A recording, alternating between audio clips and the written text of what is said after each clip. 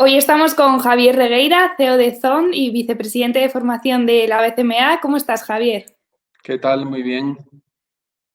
Me alegro. Muchísimas gracias por estar aquí con nosotros, por hacernos este hueco. Lo primero de todo, quería preguntarte, ¿qué tal habéis llevado el confinamiento desde Zon? ¿Cómo os habéis adaptado a esta nueva realidad? Pues bien, con las lógicas dificultades que está sufriendo todo el sector, nuestro sector, el de la comunicación, pues no es que tenga que cerrar de golpe como el de la hostelería, pero sí que es cierto que es un negocio clásico business to business, donde dependemos y nos debemos a la inversión de nuestros clientes, los anunciantes. Y es verdad que, bueno, pues igual que sucedió en la última crisis en 2008, ha habido una contracción de inversiones en muchos clientes y eso implica mucho número y mucho reajuste, ¿no? Sé además que tengo la suerte de tener bastantes buenos amigos dentro del sector después de muchos años y esto nos está afectando a empresas grandes, medias y más pequeñas de distinta forma. Pero bueno, está ahí la pasión por lo que hacemos y las ganas de seguir tirando del carro. Exacto, y hablando de eso, durante este tiempo habéis producido un contenido para gusanitos que se llama Gracias Peques. Si te parece, antes de que nos cuentes un poco más sobre esto, la proyectamos para recordarlo.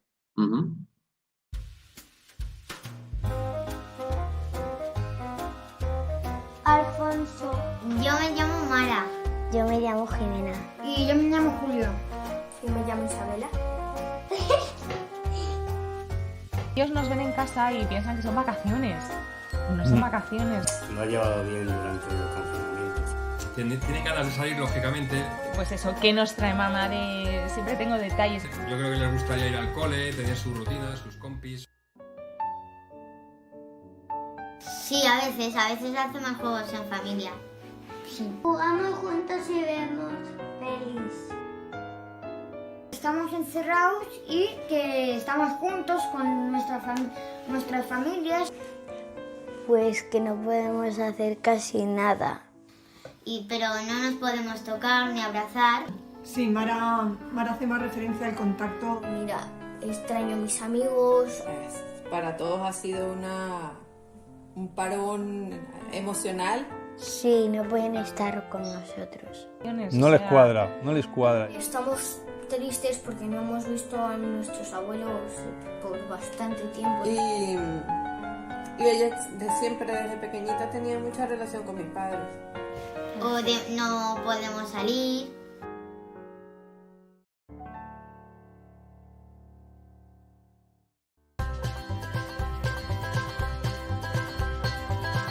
Pues cogeríamos los zapatos y los patinetes y irnos a la calle. Ese aire no de casa, sino de salir. Ir a la piscina de mi organización, echarme en bomba.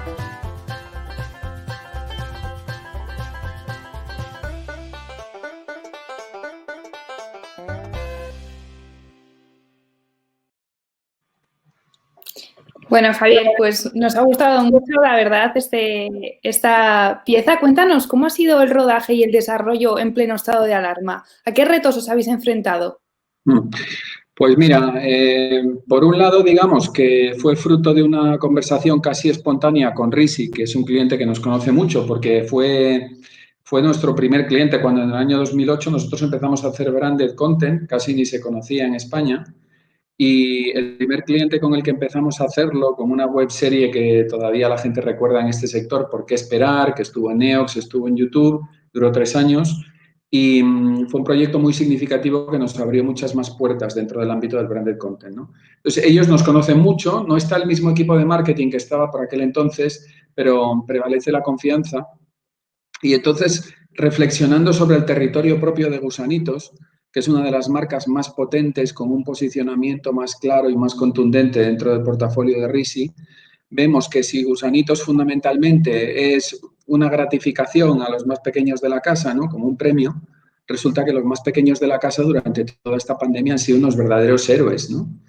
Y pensamos en cómo hacer algo suficientemente corto como para que no entrañase complejidad en la producción, pero algo que esa es la clave siempre del contenido, ¿no? algo que no hablase, que no se circunscribiese a hablar del producto, sino que hablase de circunstancias que le están pasando a estas personas en este momento, ¿no?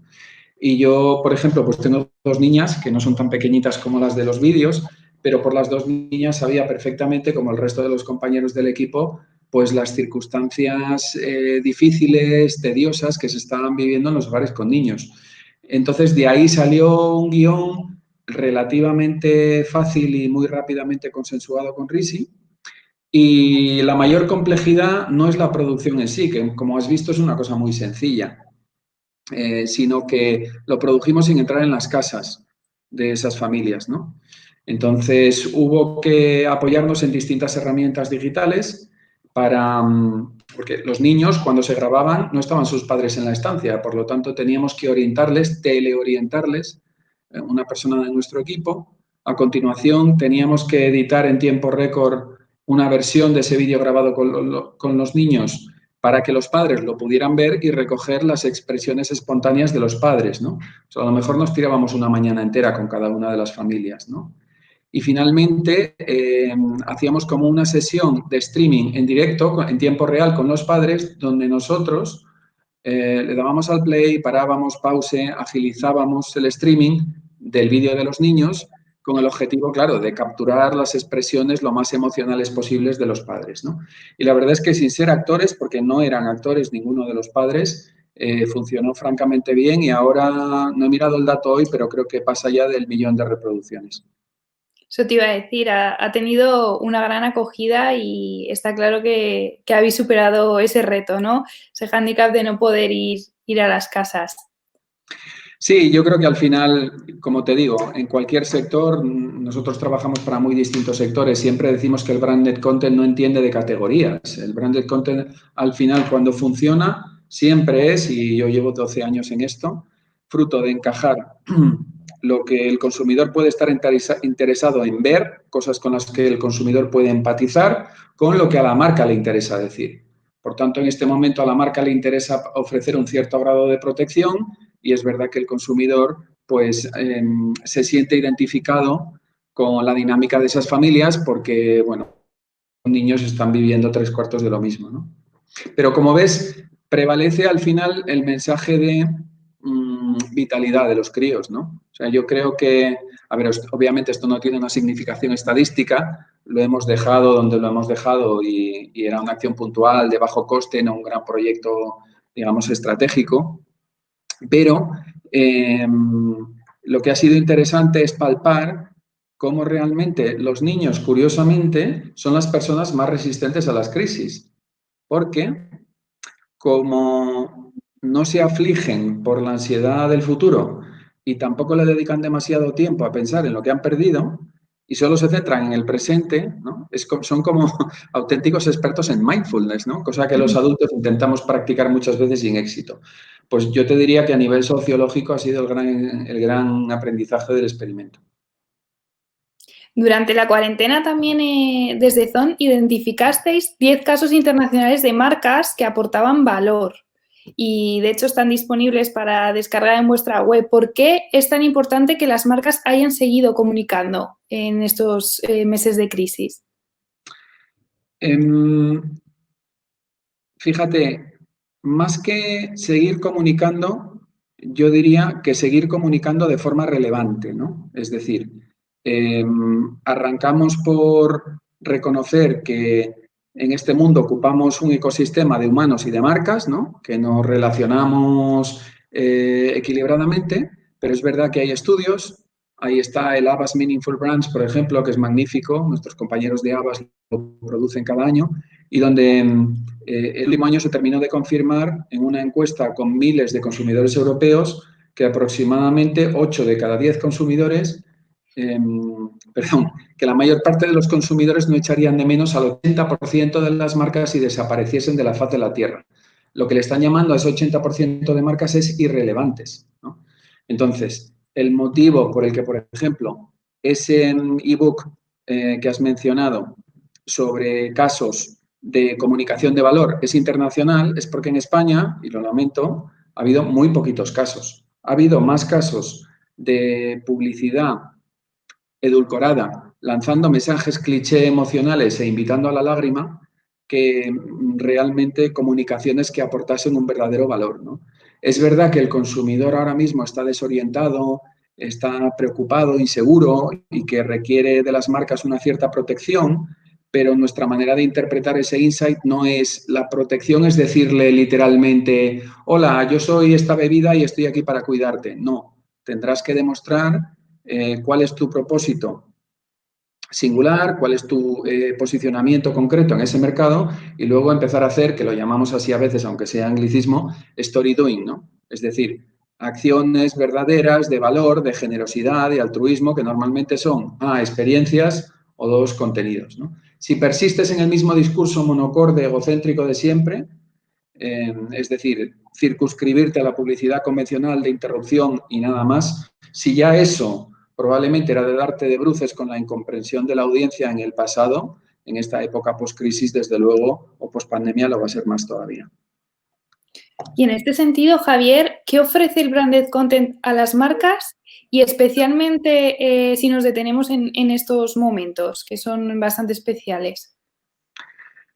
Pues mira, yo te diría que el branded content parte sobre todo del respeto y de la ética, y me explico. Hay gente que no entiende la disciplina y piensa que es más un subterfugio para meter la marca a capón sin que se note mucho, ¿no? O sea, esconde el logotipo debajo de la mesa y resulta que es todo lo contrario.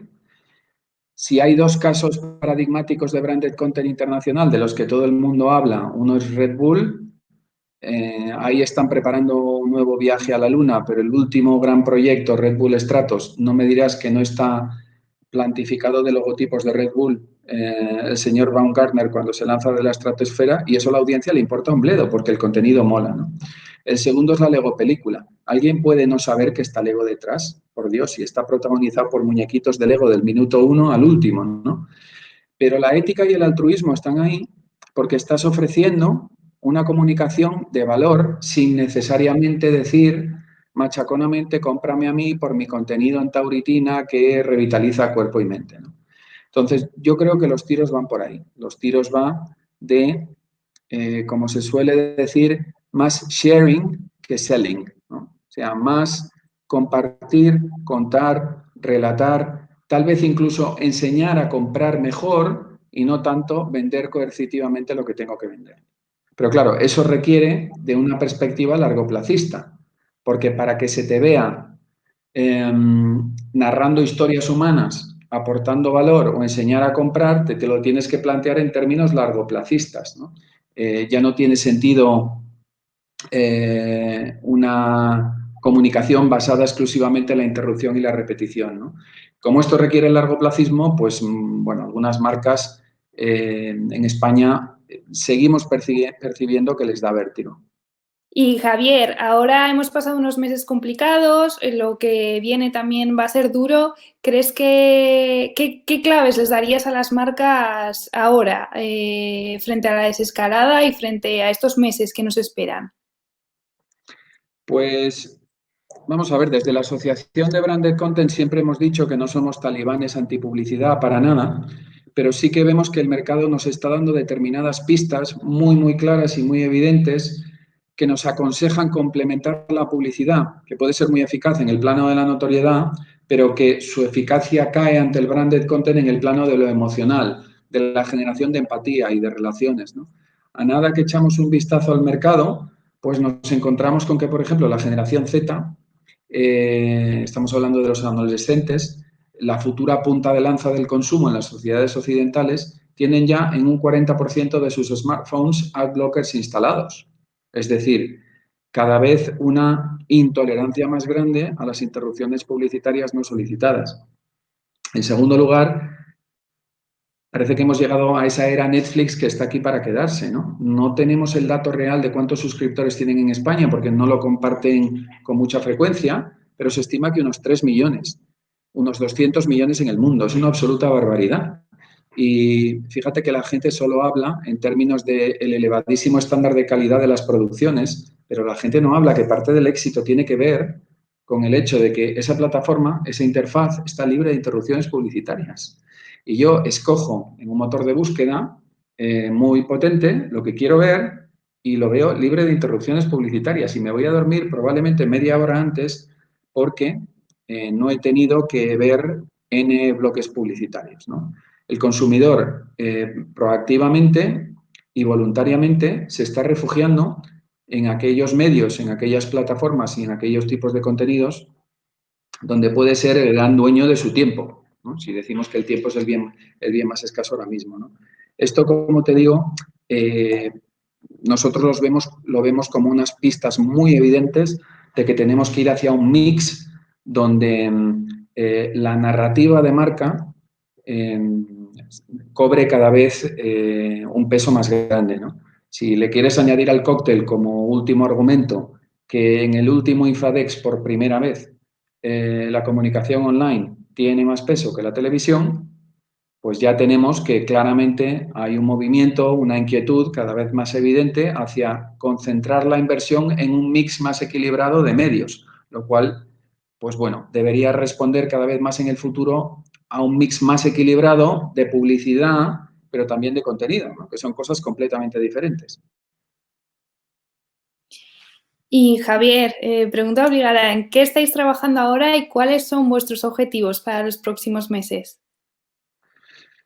Pues nuestros objetivos, yo creo que como cualquier agencia y más en una agencia especializada, nosotros solo hacemos branded content. Muchas veces digo que el mero hecho de seguir a flote desde el año 2008 haciendo solo esto ya es un pequeño milagro, ¿no? Es una disciplina sobre la que realmente hay más ruido que rigor todavía, a pesar de los esfuerzos que estamos haciendo desde la BCMA.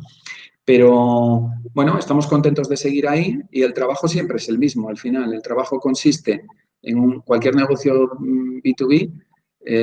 Si quieres tener un crecimiento orgánico, es proveer un muy buen servicio a los clientes con los que ya trabajas. Nosotros tenemos la suerte de llevar varios años ya con algunos de ellos y eso se cultiva a base de tener equipos buenos en la casa, gente especializada.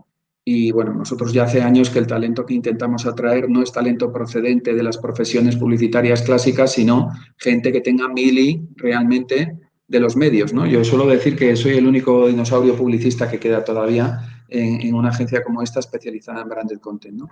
Y luego la parte B siempre es el nuevo negocio, ¿no? Si no fidelizas a los que ya tienes, el nuevo negocio no vale absolutamente para nada. Pero el nuevo negocio consiste, pues bueno, en visibilizar lo que tú haces y en buscar las oportunidades que siempre existen, ¿no? Y sí que es verdad que el branded content en este sentido, a pesar de que a veces falte rigor, pero está generando una creciente curiosidad y, bueno, nosotros tenemos cierto reconocimiento en el mercado como un poco los galos de Asterix, ¿no? En ese mercado. Pues Javier, os deseamos toda la suerte del mundo en estos meses. Sabes que os seguimos muy de cerca y muchísimas gracias por haber compartido con nosotros vuestra visión, lo que habéis hecho durante estos meses y lo que queda por venir. Muchas gracias, Javier. Yo os agradezco y os deseo lo mismo porque además soy un ferviente seguidor de marketing directo desde hace muchísimos años, tanto de vuestro excelente newsletter como de lo que hacéis en redes sociales, siempre presentes en un montón de eventos. Y es fantástico que un medio que lleva tantísimos años ahí también con generosidad, ¿no? Aportando valor, os siga yendo bien y siga habiendo nuevas caras en el equipo. Y bueno, nos veremos en el entorno no virtual en breve, ¿eh? Seguro que sí, Javier. Muchísimas gracias. Gracias.